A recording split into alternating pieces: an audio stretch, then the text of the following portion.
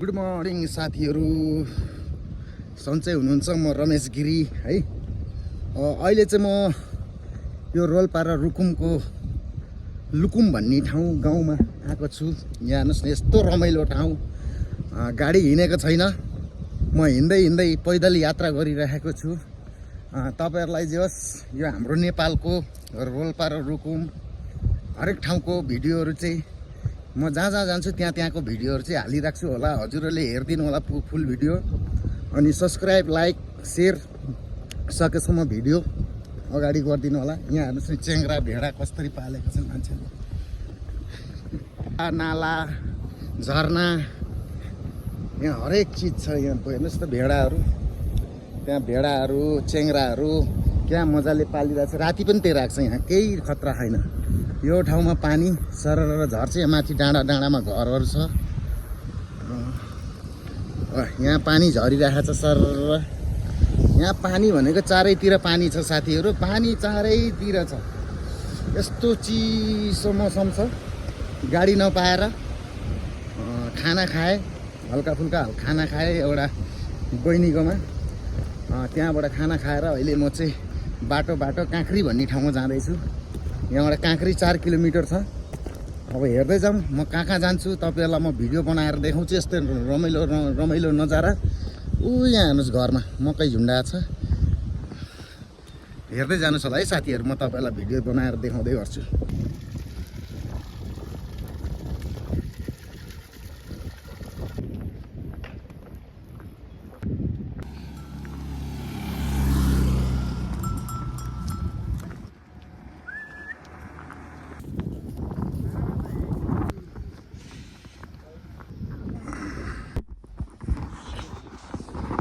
साथीहरू, यहाँ कति राम्रो बाछा गाईको, यहाँ चाहिँ गाई गोरुहरू धेरै भइराख्दो रहेछ। यस्तो रमाइलो ठाउँ चाहिँ, यस्तो ठाउँमा बस्नुपर्छ के गर्ने। माथि हेर्नुहोस् न, गाई गोरुहरू चराउँदैछ ग्वालाले। सबै माथि लेखतिर पहाडतिर लगेर गाई गोरु चढाउने गरे है यहाँ चाहिँ। हेलो साथी, म यो ठाउँमा अहिले एक्लै छु होइन। यहाँ केही पनि छैन, न घर छ न केही छ। जङ्गल छ चारैतिर। एकदम डरलाग्दो ठाउँहरू छ। यहाँ अहिले केही पनि छैन। बाटोमा एक्लै हिँडिरहेको छु।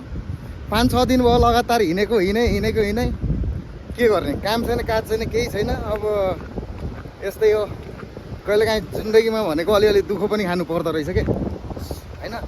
हेर्नु साथीहरू, पर गाउँ छ, पर माथि डाँडामा। यहाँ हेर्नुहोस्, खोलाहरू स्वाहा गरेछ पुरै। तल यहाँ खोला छ, यता बाटो, यता माथि पहाड। हेर्नुहोस्, यस्तो ठाउँमा हिँड्दाखेरि आँट गरेर हिम्मत गरेर हिँड्नुपर्छ एक्लै दुक्लै। किनभने ठाउँ पनि डेन्जर, ठाउँ रमाइलो पनि, डेन्जर ठाउँ पनि हो यो है। हेर्नु पहाड, यता हेर्नु साथीहरू, खोलाहरू ओर्लेको छ। झर्र पानी बगिरहेको छ, चिसो हावा छ। मुख धुँदाखेरि पनि चिसो बरफ जस्तै पानी छ यहाँ। माथि भिड डर लाग्छ यार, यस्तो डेन्जर भिड खस्ला भन्ने जस्तै डर लाग्छ। डाँडाहरू हेर्नुहोस्, यहाँ रमाइलो डाँडा छ साथीहरू। अब साथीहरू, गाई चरो। अब म चाहिँ यहाँ जिरो काँक्री भन्ने ठाउँमा आइगएँ होइन। 0 किलोमिटर त्यही हो काँक्री, तर केही पनि छैन। यहाँ पनि सुक्खा हुने भयो आज मेरो। काँक्री राम्रो ठाउँ छ, तर बढी होइन, 2-4वटा दोकान छ त्यहाँ। गाडी आउने यता यो गाडी भनेको बुर्तिबाङ, बागलुङ, पोखरा, काठमाडौँबाट आउने गाडीहरू आउँछ यो बाटो। त्यही भएर नाइट मात्रै कुद्छ यहाँ गाडी।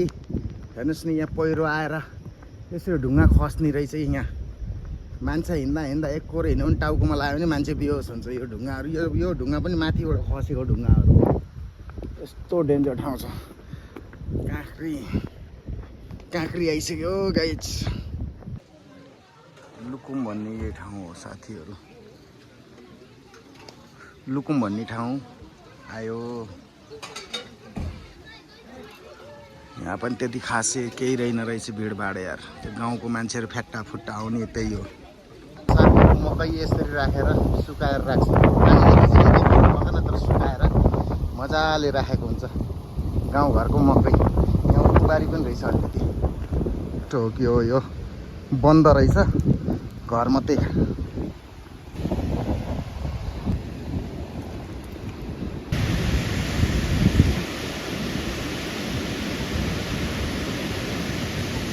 ल ल हेर्नु साथी यो ढुङ्गा भर्खर खसेको यो माथिबाट। यहाँ यसरी ढुङ्गा खसेछ माथिबाट ढुङ्गा खसेछ। यो ढुङ्गा यहाँ खसेर टुक्रै टुक्रा भएको छ माथिबाट। त्यहाँ माथिबाट खसेर रहेछ खतरा रहेछ यो ठाउँमा। धन्न मान्छेलाई केही गरेर होइन रहेछ। ढुङ्गा हेर्नुहोस् टुक्रै टुक्रा भएको छ। यहाँ ढुङ्गा खसेर डाँडाबाट यो ढुङ्गाहरू खसेर डेन्जर छ है। बाटोमा हिँड्नु डेन्जर छ। दायाँ बायाँ तल माथि सबै हेरेर हिँड्नुपर्छ है साथीहरू, हेरेर हिँड्नुपर्छ। गाइस साथीहरू बाटोमा हिँड्दै हिँड्दै खुट्टा दुखिसक्यो। म अहिले नभन्दै 20-25 किलोमिटर हिँडिसक्यो होला। हत्तु भइसक्यो। चिसो हावा आइरहेछ होइन, ठन्डा मौसम पनि छ, त्यति गर्मी त भएको छैन। त्यही पनि यो बाटोहरूमा हिँड्दाखेरि जोगिएर हिँड्नुपर्छ। तल माथि सबै हेर्नुपर्छ। माथिबाट ढुङ्गा खसेको गर्दो रहेछ। डरमा मर्दा त्यो हो। खासमा मेलामा यसो हिँडेको के गर्ने। मेला लाग्नुभन्दा अगाडि 3-4 दिन पानी पर्थ्यो, त्यतिकै थपक्क बसे। बल्ल हिजोदेखि घाम लाग्नु थालेको छ। ल साथीहरू भेटघाट गर्दै गरौँला। सब्सक्राइब लाइक सेयर त गर्दै गर्नु होला। भिडियो हेर्दै जानुहोस् के हुँदै जाँदैछ बाटोमा। ठाउँको नजाराहरू तपाईँहरूलाई देखाइराख्छु। रमाइलो देश विदेश जहाँ पनि हुनुहुन्छ तपाईँहरू, हाम्रो नेपाली दाजु दिदी बहिनीहरू, उहाँहरूलाई चाहिँ सबैलाई चाहिँ मैले जे होस् आफ्नो नेपालको आफ्नो म जहाँ जान्छु त्यहाँको भिडियोहरू चाहिँ म तपाईँहरूलाई हालेर देखाउँछु है साथीहरू। हामी चाहिँ म चाहिँ अहिले एक्लै भए पनि यो खबाङ भन्ने ठाउँमा आएको छु होइन। खबाङ हेर्नु सक्नुहुन्छ। खबाङ भन्ने सुनसान छ बजार, केही छैन, खाली यही हो खबाङ भन्ने बजार।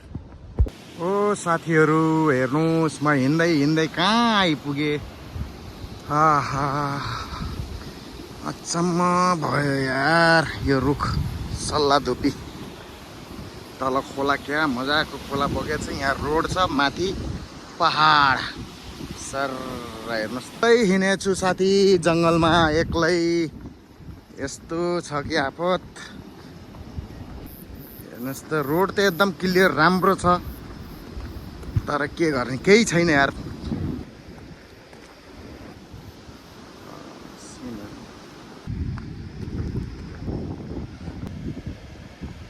घोडा मलाई पनि लैजाऊ न यार। टन्नै पैसा कमाउने ठाउँ। ल पहाडको घोडाहरू, सेतो घोडा ठ्याक्क। म यो ठाउँमा जानु लाग्छु छु। यो ठाउँ आइपुग्नु ला साथीहरू। यता हेर यता खै नमस्ते गरे मलाई। म त यस्तै भिडियो बनाउँदै हिँड्छु नि। मलाई नमस्ते गर्नु पर्दैन तैँले? ए हो देखाइदिन्छु। मिना यहाँ यसरी बच्चा लिएर हेर के यता। बिमलीहरूलाई देखाइदिन्छु, नानीहरूलाई। ठिक छ नडर। ल गाइज साथीहरू हाम्रो गाउँको एउटा नानी बहिनी भेटी होइन। साली बिचारा बिहे गरेर यहाँ बसेरहेछ।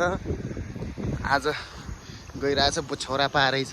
एउटा चाहिँ खुसीको कुरो के लाग्यो भने बिचारा हाम्रो गाउँघरको एउटा बहिनी चाहिँ मिना भन्ने यहाँ आएर मलाई भेना भन्छ। यहाँ चाहिँ भर्खर हेर्नुभयो त्यो बिचारा मलाई चिन्यो, मैले पनि चिन्नु गाह्रो। अनि बच्चा पाएको रहेछ छोरा है, अहिले हस्पिटल जानु लाग्यो रहेछ। यहाँ बिहे गरेर बसेर रहेछ, यस्तो राम्रो ठाउँमा बिहे गरेर बसेर रहेछ। खुसी लाग्यो। जो भने टुक्रो हो बिचारा ऊ पनि है। अचम्मको घरहरू पनि अचम्म ठाउँमा छ। एउटा दुइटा यहाँ माथि एउटा पुरा उसो झुलुङ्गे पुल। झर्ना देखाउँछ। पानी सरर आइरहेछ। झर्ना है साथीहरू, यो झर्ना यो खोला है। अब चाहिँ साथीहरू म चाहिँ के भन्नु चाहन्छु भने सबैसँग होइन, अब बाटोमा हिँड्दैछु होइन, आशीर्वादहरू दिइराख्नु होला, गाली चाहिँ नगर्नु होला। बाटोमा हिँड्दा हाम्रो एउटा दाङ देउखुरीको नानी पनि भेट्यो, खुसी लाग्यो। तर अहिले चाहिँ म भिडियोहरू चाहिँ यहीँसम्म समाप्त गर्छु अहिलेलाई। म अर्को भिडियोमा नेक्स्ट भिडियोमा चाहिँ आउँछु। अहिलेलाई चाहिँ हो बाई, सबैलाई बाई बाई। ल साथीहरू बाई बाई। अब अर्को भिडियोमा नेक्स्ट भेटौँला है।